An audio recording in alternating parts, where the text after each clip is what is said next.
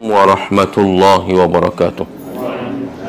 Ila hadrati Sayyidina Muhammadin sallallahu alaihi wasallam, summa ila arwahi azwajihi wa zurriyatihi wa ashabihi wa tabi'ina wa tabi'in tabi'ina lahum bi ihsanin ila yaumiddin, wa ila arwahi abaina wa ajdadina wa jaddatina wa masyayikhina ومعلمينا وذوي الحقوق علينا وجميع المسلمين والمسلمات والمؤمنين والمؤمنات. شيء الحق. الفاتحة. أعوذ بالله من الشيطان الرجيم. بسم الله الرحمن الرحيم. الحمد لله رب العالمين الرحمن الرحيم مالك يوم الدين إياك نعبد وإياك نستعين اهدنا الصراط المستقيم صراط الذين أنعمت عليهم غير المغضوب عليهم ولا الضالين آمين.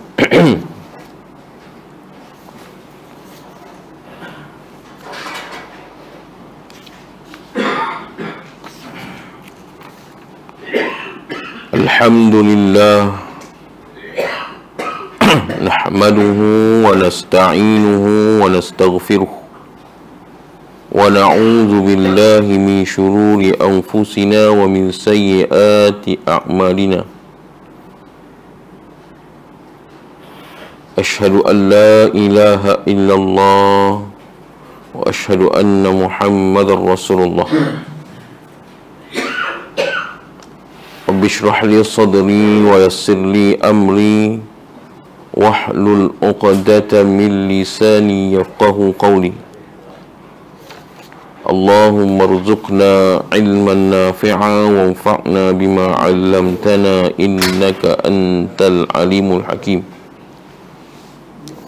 سبحانك لا علم لنا إلا ما علمتنا إنك أنت العليم الحكيم. اللهم افتح أبواب علمنا يا عليم. اللهم افتح أبواب علمنا ومعرفتنا يا عارف. اللهم افتح أبواب علمنا ومعرفتنا وافتح أبواب علمنا ومعرفتنا وحكمنا يا حكيم برحمتك يا أرحم الراحمين. اللهم اجعل قلوبا يفقهون بها وأذانا يسمعون بها وأعينا يبصرون بها فالله خير حافظا وهو أرحم الراحمين. وبعد. Yang saya hormati Tuan Imam PJK Surau, rahmati Allah Subhanahu wa taala. Kita masuk tahun baru, masih lagi dalam kitab pengajian kita 2.4.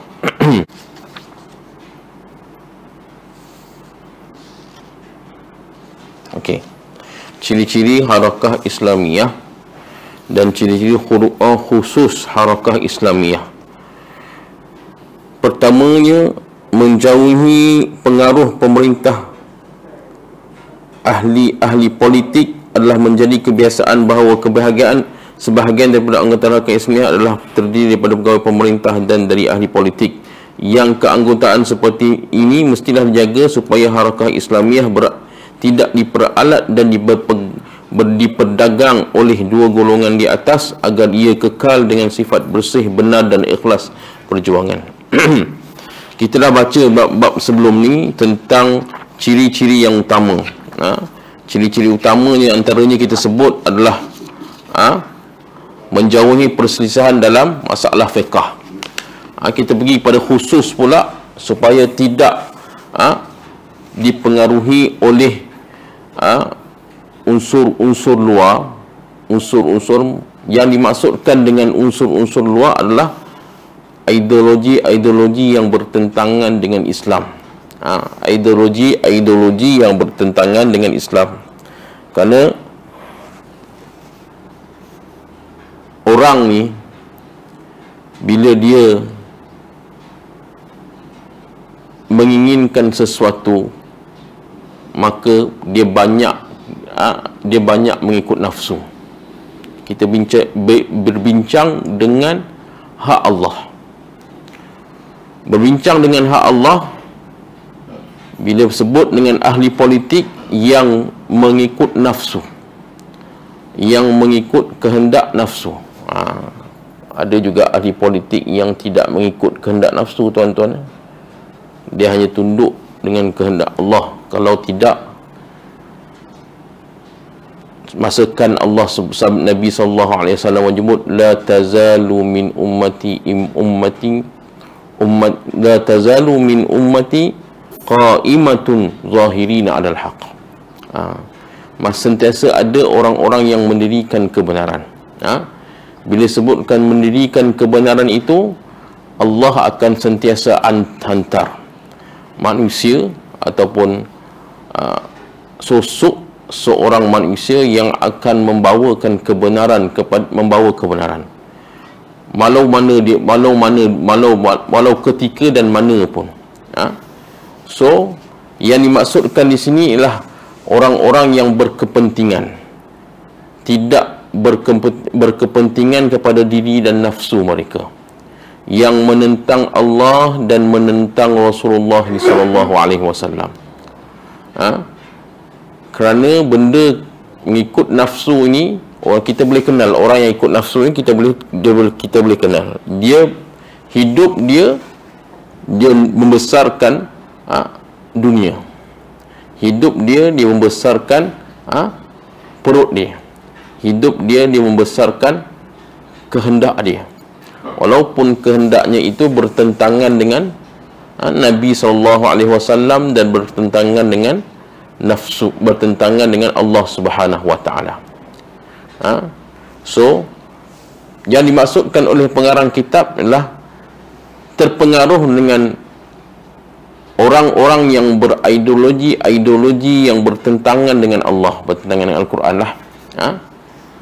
Kerana ianya menyebabkan kita jauh dengan Allah, menyebabkan kita hati kita keras dengan Allah, menyebabkan kita terjerumus dalam neraka, menyebabkan kita terjerumus dengan syaitan, menyebabkan kita tergolong daripada golongan syaitan. Kita kena faham, duduk dunia ni, saya bagi tahu banyak kali lah, banyak mana pun umat Islam, banyak mana pun manusia, dalam dunia ni hanya ada dua golongan. Yang pertama ahlullah, yang kedua ahlu syaitan. Yang pertama Hizbullah, yang kedua Hizbus syaitan.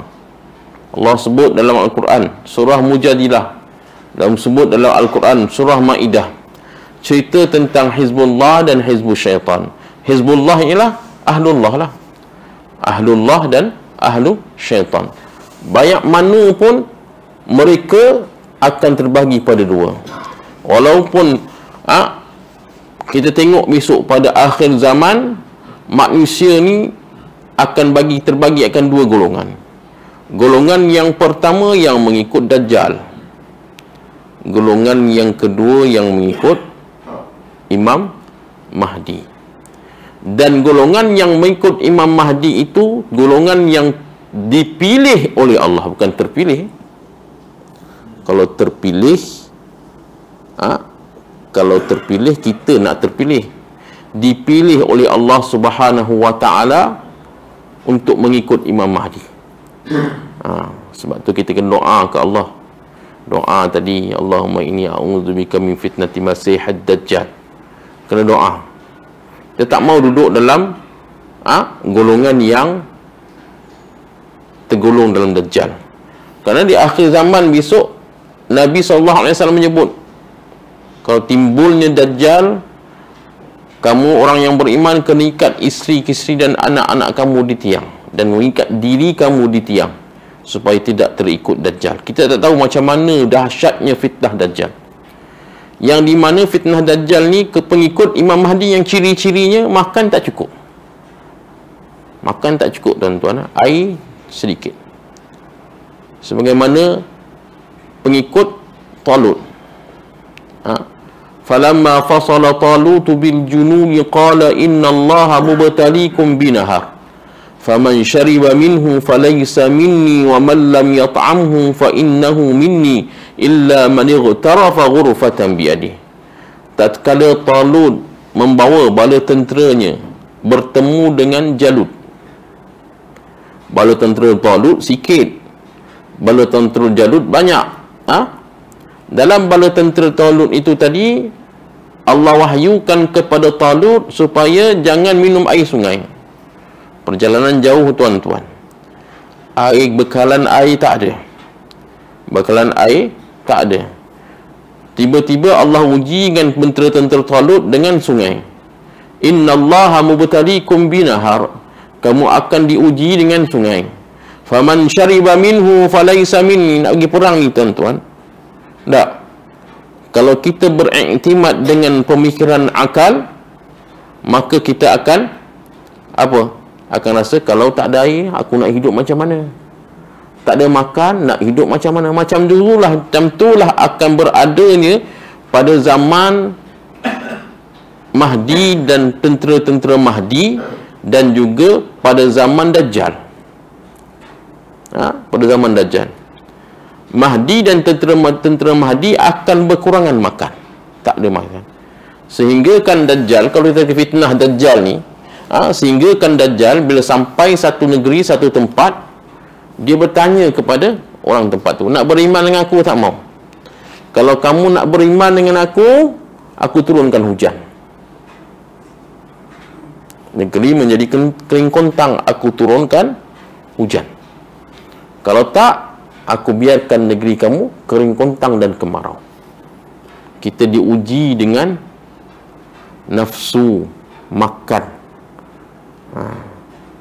Tuan-tuan, kalaulah kita yang macam ni, pemikiran kita hidup ni, kalau tak makan tak boleh hidup, tak?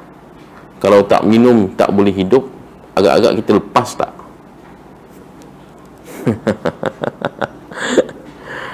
Kita tengok cerita Ashabul Kahfi. Pak Imam baca surah Ashabul Kahfi tadi. Allah ceritakan Ashabul Kahfi yang ditidurkan selama 300 berapa tahun? Pak Imam 309 tahun. 309 tahun. Adakah cerita tu kosong? Allah nak cerita. Ashabul Kahfi ni, dia 309 tahun tidur, badan dia macam tu juga. Sehat, boleh bangun. Tak. Siapa bagi makan Ashabul Kahfi? Siapa bagi minum Ashabul Kahfi dalam masa 309 tahun? Itu ceritanya. Itu ceritanya kita hari ini. Bila kita nak perjuangkan Islam, kita kan ada ciri macam tu. Ciri apa dia?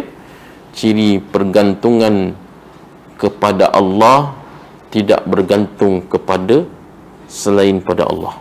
Susah tuan-tuan.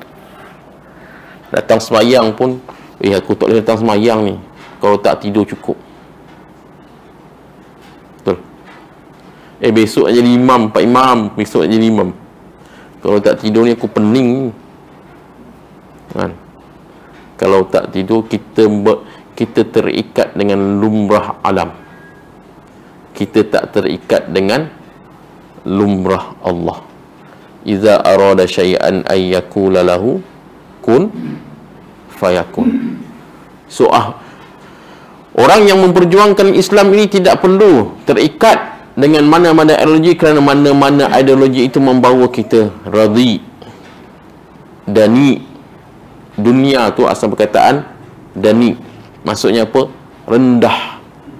Jiwa yang akan mencapai kepada jiwa yang tidak ada kualiti, jiwa yang tidak ada tak ada harga sesin pun di sisi Allah Subhanahu Wa Taala, kerana dia sanggup menjual dunia, agamanya, dirinya untuk nafsunya, kerana dia sanggup tunduk kepada nafsunya. afara'aita man ittakhadha ilahahu hawahu faman yahdihi ba'da ayyudillallah. Wahai Muhammad, engkau tidak melihat ke orang Quraisy ini tunduk kepada nafsunya. Tuhan dia nafsu. Mengambil nafsunya sebagai Tuhan. Maksudnya apa? Kita tunduk pada nafsu kita. Sebab tu kita tak boleh terikat dengan diorang kalaulah mereka ini tunduk kepada nafsu. Kerana ideologi selain daripada Islam, keluar daripada Al-Quran dan Sunnah, keluar daripada Nabi dan Allah, bertentangan yang tidak bersama dengan Nabi dan Allah, maka ideologi ini ideologi yang dicipta oleh manusia kerana manusia merasakan akal mereka hebat. Semacam sekular lah. Macam mana boleh timbul ideologi sekular? Sekular ni apa, tuan-tuan? Sekular ni adalah masjid apa, pentadbiran negara. Masjid agama hanya berligar tentang sembahyang, solat, apa lagi? Haji, nikah kahwin, talak. Pentadbiran negara tidak boleh duduk dan tidak boleh keluar. Masjid tidak boleh keluar daripada lingkaran itu. Siapa yang buat keluar pemikiran macam ni? Dia kata kerana manusia, Karl Marx mengatakan kenapa kita tidak perlukan agama, kerana agama ini adalah orang yang berfikirkan agama adalah orang yang kolot. Sedangkan kita kena ikut Allah. Agama ni Allah lah, tuan-tuan. Kerana orang yang tidak ikut agama, tidak ikut apa yang diperintah Allah, kerana Allah suruh bila mencuri potong tangan, bila berzina sebat ataupun direjam, itu semua kolot kerana kita bergantung kepada Allah. Manusia yang moden bergantung, tidak perlukan agama. Ini sekular. Manusia yang moden tidak perlukan agama. Ini perkataan orang sekular. Tidak perlukan agama. Kerana agama adalah orang yang dulu. Sekarang kita dah moden, kita perlu kepada kita boleh fikir sendiri. Kita boleh fikir sendiri. Lu fikir sendirilah, Nabil sebut kan. Kita boleh fikir sendiri. Maka orang yang ikut agama ini kolot, kerana dia tidak mahu orang yang tak moden, tak maju. Ini pemikiran ataupun ini percakapan orang yang berpegang dengan ideologi sekular. So kita nak ikut dia ke nak ikut Quran?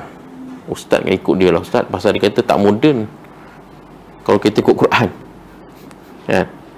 Pasal dia kata tak moden kalau kita ikut Quran. So manusia yang moden adalah manusia yang tidak bergantung pada agama, dia kata. Sekular lah, ini sekular sebut. So dia bergantung pada apa? Pada akal. Kerana akal manusia akan lebih tinggi daripada agama. Akal manusia lebih tinggi daripada agama. Pening tu. Dia berasa dia hebat lah. Kita tak nampak kita nampak kita yang belajar yang belajar bab agama ni faham, yang belajar. Tapi orang yang tak belajar, yang dididik macam tu, akhirnya mengaku bahawa dia hebat daripada agama, daripada Al-Quran. Akhirnya mengikut tak sesuai dengan akal. Tu satu keluarnya tak sesuai, potong tangan, nanti akan ada sup jari, sup tangan. Tak sesuai hukum rejam, nanti batu habis. Tak sesuai, apa lagi? Ini kenyataan yang kita pernah dengar satu ketika dulu. Tak boleh tak potong janggut pasal tak ada pisau cukur. Ini kenyataan yang kita pernah dengar.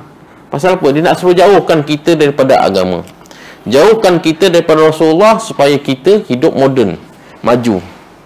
Sedangkan Rasulullah itulah tanda aras majunya kita. Jadi bila dua penyataan kita yang nak kata apa tu? Ikut kehendak nafsu dan tunduk kehendak nafsu. Akal manusia tak kat mana boleh pergi. Saya boleh campaklah kepada kita dalam pemikiran kita, kan? Kalau ikut akal manusia dalam tafsir tauhid sendiri, ikut akal manusia, Allah tu duduk di mana? Oh, atas lah Ustaz. Ar-Rahman ala arsyis istawa. Betul. Kalau ikut manusia, akal manusia lah. Pasal dasar Al-Quran sebut Ar-Rahman ala arsyis istawa. Allah duduk atas arash. Arash di mana? Di atas. Itu akal manusia. Tapi bertembung pula dengan ayat Quran lain. Laisa kamislihi syai'un wa huwa sami'un basir. Tidak samalah dia dengan makhluk lain. Tak ada setara. Lam yakul lahu kufuwan wa lam yakul lahu kufuwan ahad. Tak ada satu setara pun dengan makhluk. Mengikut akal, betul lah ayat tadi tu. Tapi bertembung pula dengan ayat ni tadi. Yang pertama, Allah kata Allah duduk di atas arash. Yang kedua, Allah kata dia tak sama dengan makhluk. Kalau duduk dan berkerusi dan bertentang dengan bertempat sama dengan makhluk. Saya ada, wujudnya saya kerana saya ada, saya bertempat, saya boleh duduk, saya ada ruang untuk saya. Tapi kalau kita ada ruang, maka samalah Allah dengan kita. Ini ikut akal. Ikut akal. Tadi kalau mikir ikut akal. Tapi kita fikir ikut hati, tuan-tuan. Ilmu Allah berikan kepada hati.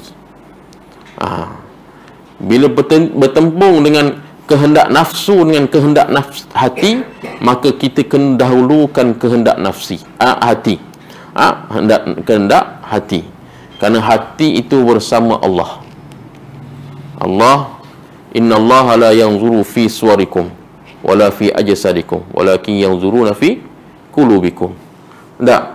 Allah tidak melihat jasad kamu, rupa kamu handsome macam Brad Pitt ke, handsome macam siapalah kalau orang Malaysia ni, Aaron Aziz ke. Allah tak lihat muka kamu handsome. Kamu hidung kembang, mata sepet, gelap, berjerawat. Itu bukan sisi lihat Allah Subhanahu wa taala. Bukan sisi lihat Allah Subhanahu wa taala. Tapi sisi lihat Allah Subhanahu wa taala adalah hati kamu. Sebab tu bila kita pegang dengan hati, bersihkan hati kita, lawan nafsu kita, di situlah Allah lihat kita.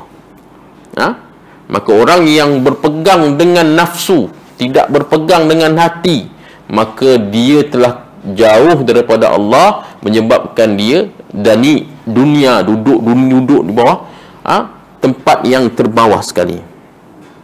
Okey.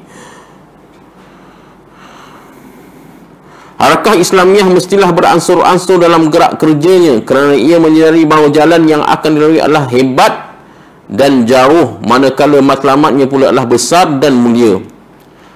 Lau kana 'aradan qariban wa safaran qasidan lattaba'uka walakin ba'udat 'alaihim syuqqah.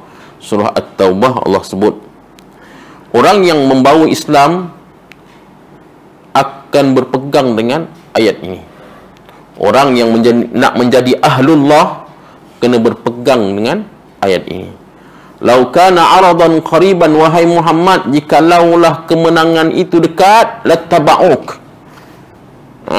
Wasafaran qasidan, dan perjuangan yang kamu bawa itu menang, hampir menang, lattaba'u, mereka akan ikut engkau ya Muhammad. Walakin ba'udat, tapi jauh, alaihimu syuqqah, ada padanya ranjau dan duri. ada padanya ujian-ujian yang berat. Dia akan diuji. Ahlullah akan diuji. Ahlus syaitan dah tentulah mereka sesat. Berasa dengan nikmat apa yang dia kata ahlul syurga, aku kaya raya. Ahlullah akan diuji sedikit Allah kata. Macam juga tadi tentera Imam Mahdi yang akan pergi berperang dengan Imam Mahdi, ada bersama dengan Imam Mahdi 313 sebanyak mana tentera Ahlul Badar. 313 tuan-tuan nak lawan tentera Dajjal. Yang Allah uji dengan air tak ada, makan tak cukup. So apa makan kita ketika itu? Allah sebut makan tentera Ahmadi zikir. Kita pernah zikir sampai kenyang tuan-tuan. Lagi zikir lagi lapar dia. Duk nampak tu apa? La ilaha illallah tu ni. Sekejap lagi nasi lemak roti canai kan. Lagi zikir lagi lapar. Kita korek balik diri kita. Saya tak cakap pada tuan-tuan, diri saya pun kan. Bangun pagi-pagi tak, kalau tak makan, tak kena air tak boleh. Kena minum air dulu. Tak apalah, itu lumbah kita kan. Tapi sampai zaman Imam Mahdi besok, air sedikit. Apa? Allahumma salli. Talut kata apa? Innallaha mubtaliikum binahar. Allah akan menguji kamu dengan sungai. Faman syariba minhu falaysa minni. Siapa yang minum air sungai itu bukan daripada tentera aku. Illa man tarafa ghurfatan biyadi. Dia bawa tentera Talut ini daripada Gunung Sinai nak ke Palestin. Gunung Sinai ke Palestin tuan-tuan, kalau tuan-tuan pergi memang berada di tengah padang pasir. Kita kalau ada masa dia mesti kita tengok macam mana dari Gunung Sinai ke Palestin ni, dia padang pasir, lalu padang pasir. Allah ujikan dengan sungai. Talut kata mubtaliikum binahar faman syariba minhu falaysa minni. Siapa minum dari sungai ni bukan daripada golonganku, bukan dari tentera aku. Illa man tarafa ghurfatan biyah. Nak minum boleh, tapi ambil sikit, secebok. Satu cebok tapak tangan minum. Tak boleh buat simpan macam kita nak bubuh dalam Tupperware, botol, tak. Minum situ je. Fasharibu minhu illa qalila. Maka semua tadi yang beriktibat dengan akal tadi, yang beriktimat dengan pemikiran tadi minum. Katakan macam mana nak pergi perang ni kalau tak minum? Tenaga tak ada. Illa qalila minhum, kecuali mereka sedikit. Falamma fasala Talut bin junud innahu illa qalilan minhu fasharabu minhu illa qalilan minhu falamma jawazahu qala alladhina. Maka apabila sampai bertemu dengan tentera Jalut tadi, maka orang akan bertanya macam mana nak menang. Tentera yang tadi separuhnya tertinggallah kat sungai. Yang ikut tadi dah minum tadi pun diuji lagi dekat sungai, lalu jumpa dengan Talut, dah beribu-ribu juga berjumpa dengan Jalut, tentera Jalut 70,000, tentera Talut hanya tak sampai beberapa ribu. Kam min fi'atin qalilatin ghalabat fi'atan katsiratan biiznillah. Macam mana nak menang dia kata? Kita sikit tak masuk akal. Hari ini memang kita cakap macam mana kita nak menang lawan tentera Dajjal yang mempunyai bala tentera yang lengkap, macam-macam satelit dengan tak satelit, dengan support dengan tak support. Tak boleh ustaz nak lawan. Ikut akal memang tak boleh lawan. Makna kita kena ada manusia kita ni adalah orang yang betul-betul iktimad dengan Allah, hati yang betul-betul bersih, yakin yakin akan Allah yang memberi kemenangan. Sehinggalah keluarnya kam min fi'atin qalilatin ghalabat fi'atan katsiratan biiznillah. Keluarlah perkataan daripada kalangan mereka itu, timbullah perkataan, apa kau ingat menang ini kita yang bagi menang. Kerana menang itu bukan milik kita, milik Allah. Menang itu milik Allah, bukan milik kita. Dia berhak untuk nak bagi menang siapa yang dia nak menangkan. Dia berhak nak bagi kalah siapa yang nak dia kalahkan. Hari ini kita bertembung, ustaz macam mana ustaz? Kita diuji, orang Islam beruji. Ustaz kita orang Islam, ustaz betul ke kita ni Islam ustaz? Bawa ni kita betul ke? Allah uji kita. Betul ke apa yang kita bawa ni ustaz? Macam Sayyidina Umar radhiyallahu anhu menyesal sampai habis. Dia tanya kepada Rasulullah, adakah engkau betul Rasulullah dalam mana? Dalam apa? Dalam apa? Perjanjian Hudaibiyah. Sayyidina Umar diuji, sahabat diuji. Rasulullah SAW membuat perjanjian yang berat sebelah. Sayyidina Umar dan para sahabat lain nampak Rasulullah buat perjanjian itu, perjanjian berat sebelah. Akhirnya Sayyidina Umar kata, betul ke engkau ni Rasul? Diuji. Kita juga hari ini, betul ke perjuangan kita ni? Betul ke kita bawa Islam? Betul ke Islam akan menang? Betul ke? Ini orang yang duduk dalam harakah Islamiyah bertanya juga. Orang yang tak duduk dah tentulah suka gembira. Aku cakap dah kau tak betul. Kan? Ini semua ujian Allah. Kerana Allah nak pilih mana dari hamba-hambanya yang betul-betul hatinya bersih dengan Allah. Kalau kita berharap iktimat pada duit, okey ustaz kita tak menang kalau tak ada duit, maka kita masih beriktimat dengan benda maddi. Oh ustaz kita tak boleh bawa Islam ni kalau tak ada kuasa, maka kita tak boleh beriktimat dengan maddi. Kita menganggap kuasa lah segalanya. Cuba cakap, ya Allah, Islam ni nak menang kenapa? Dengan Allah. Walaupun kita berjuang berjauh mana pun, tetap dengan pemikiran tak ada kan.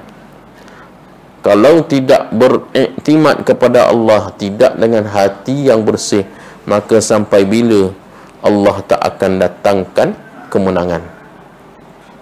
Maka perlu tepis dulu ideologi yang salah ni.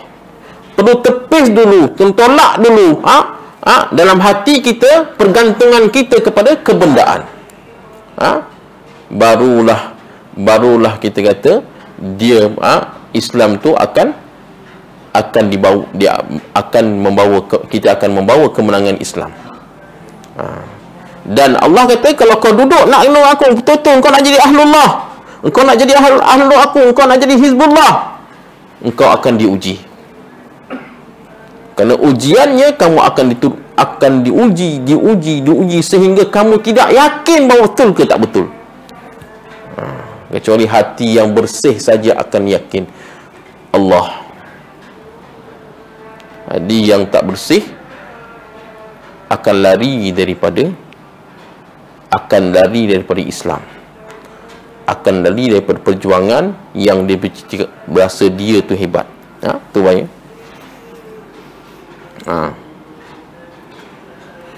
Sudah besar dan mulia sebenarnya beransur-ansur dalam langkah kerja dan memberikan tumpuan pada kerja tertentu untuk mengikut keperluan akan membawa jemaah selamat sebagaimana yang dikehendaki. Maka kita bekerja perlahan-lahan, bukan nak cepat.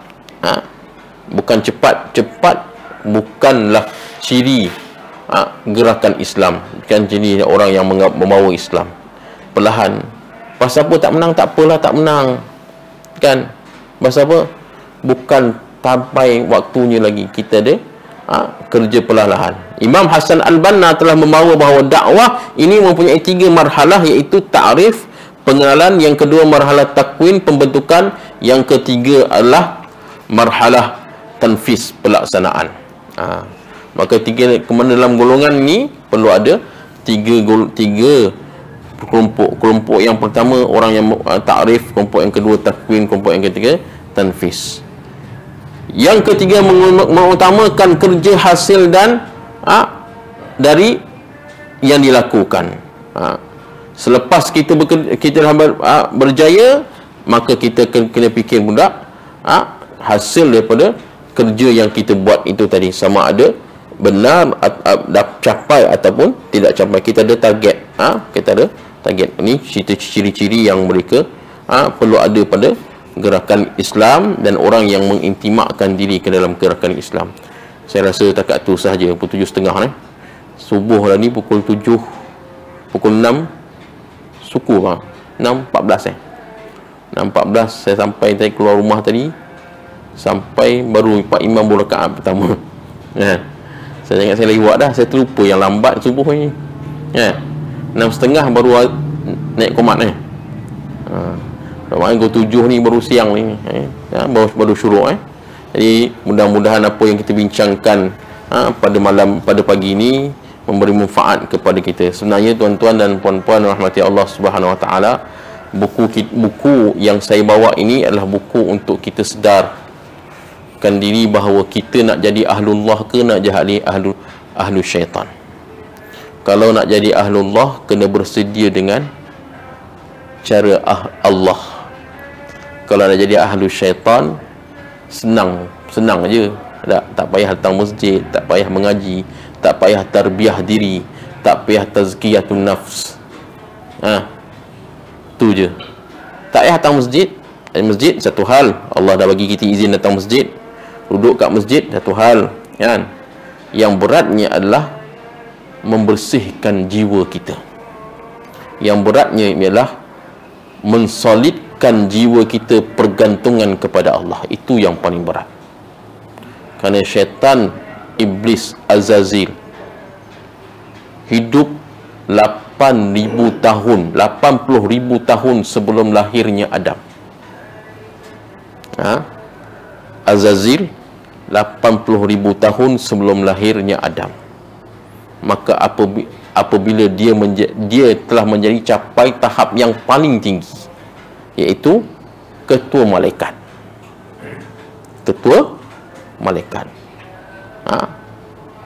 Akhirnya terkecundang. Pasal apa terkecundang? Akhirnya menjadi makhluk yang paling hina. Pasal apa? Pasal dia lupa tentang hatinya. Dia lupa tentang hatinya. Dia berzikir, boleh berzikir. Baca Quran, boleh baca Quran. Jadi imam, boleh jadi imam. Saya boleh mengajar. Tapi hati saya yang tahu Allah. Orang yang di bawah saya, Allah kenal. Saya duduk di atas ini, bukanlah saya orang terbaik. Kerana di sisi Allah, hanya Allah yang kenal. So, kalau kita nak menjadi ahlullah, orang yang selamat di dunia dan akhirat, utamanya lah jaga hati kita. Kerana orang yang jadi ahlullah, dia akan memperjuangkan agama Allah. Tak ada orang yang menjadi ahlullah dia tak perjuang agama Allah. Kerana dia cintakan Allah. Orang yang cintakan Allah, dia nakkan orang lain dapat rasa cintakan Allah. Tapi orang yang tak pernah rasa cinta Allah, dia tak akan kisah orang lain dapat rasa atau tak rasa. Maka ini yang disebutkan dalam kitab ini nampak ringan, tapi sebenarnya berat, kerana dia menjuruskan kepada kita untuk menjadi ahlullah. Tuan-tuan dan puan-puan rahmati Allah Subhanahu Wa Taala, nampak nipis buku ni. Bila saya baca, ya Allah ya Tuhanku, aku mampu tak mampu pun ini hanya Allah. Mana pergantungan kita banyakkan kepada Allah, bangun-bangun malam berzikir, minta pada Allah, minta pada Allah supaya Allah bersihkan hati kita. Doa, tiap-tiap kali doa yang paling penting, Allahumma a'inni ala zikrika wa syukrika wa husni ibadatik. Yang paling penting, ya muqallibal qulub sabbit qulubi ala dinik wa ta'atik.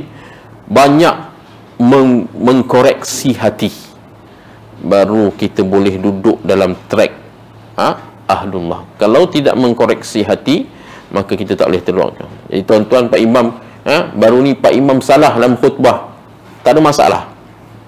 Pasal apa? Allah nak mengajar Pak Imam. Kalau kita nampak Allah, tak macam mana? Lupa, ingat, milik kita ke akal ni? Masa milik kita ke? Bukan milik kita. Pelajari mengenal Allah. Ustaz tak boleh, Ustaz tak boleh. Jangan macam tu Pak Imam. Kalau kita kenal Allah, bebas. Aku buat bukan aku nak. Tak terlupa kan? Khat wa nisyan, bukan nak. Kalau sengaja tak apa. Kalau terlupa macam mana, bukan hak kita. Mengakulah bahawa kita ni hamba. Mengaku bahawa kita ni hamba. Mengaku bahawa kita ni memang lemah. Itu je Allah nak kita. Pelajaran. Saya cakap banyak benda yang kita salah, kan? Yang penting kita merendahkan diri kita. Aku ni tak ada apa. Aku manusia kosong. Yang milik aku milik Allah. Allah lah segala-galanya, kan? Kalau kita pergi ke situ, kita akan rasa walaupun pahit, tapi manisnya, rasanya manisnya rasa ada Allah. Okey, tuan-tuan dan puan-puan, saya rasa setakat itu saja untuk pagi ini. Apa yang baik itu daripada Allah Subhanahu wa taala, apa yang kurang itu apa diri saya hamba yang lemah. Mudah-mudahan kita tergolong daripada mereka-mereka yang dibuka Allah hatinya, dibersihkan hati kita oleh Allah daripada bergantung selain daripada Allah Subhanahu wa taala. Aqulu qawli hadza wa astaghfirullahal azim li wa lakum wa lisairil muslimin wal muslimat wal mu'minin wal mu'minat fastaghfiruhu fa ya fawzal mustaghfirin wa ya najatat taibin innahu huwal ghafurur rahim. Tutup majlis dengan kafaratul majlis dan suratul asr. Subhanakallahumma bihamdik asyhadu an la ilaha illa anta wa astaghfiruka wa atubu ilaik. Wal 'asr innal insana lafi khusr illa alladhina amanu wa 'amilus solihat wa tawasaw bil haqqi wa tawasaw bis sabr. Bismillahirrahmanirrahim. Alhamdulillahirabbil alamin. Wassalatu wassalamu ala asyrafil anbiya'i wal mursalin wa ala alihi wa sahbihi ajmain. Allahumma ij'alna mimman istama'al qawla wa yattabi'una ahsanah. اللهم أرنا الحق حقا وارزقنا اتباعه وأرنا الباطل باطلا وارزقنا اجتنابه وصلى الله على سيدنا محمد وعلى آله وصحبه وسلم. الحمد لله رب العالمين. السلام عليكم ورحمة الله وبركاته.